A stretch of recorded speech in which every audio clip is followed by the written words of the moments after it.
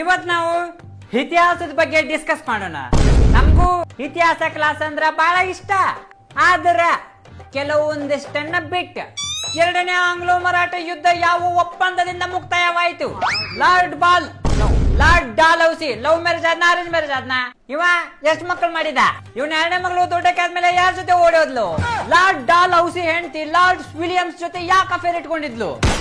ಅವ್ರವ್ರ ತಿಂಡದ ಅವ ಏನೋ ಕಂಡಿಡ್ದ, ಅದನ್ನ ಬಿಟ್ಟು ಅವ್ರ ಮನಿ ಪರ್ಸನಲ್ ಮ್ಯಾಟರ್ ಎಲ್ಲ ತೆಗೆದ ಇತಿಹಾಸ ಅಂತಿರಲ್ಲಿ.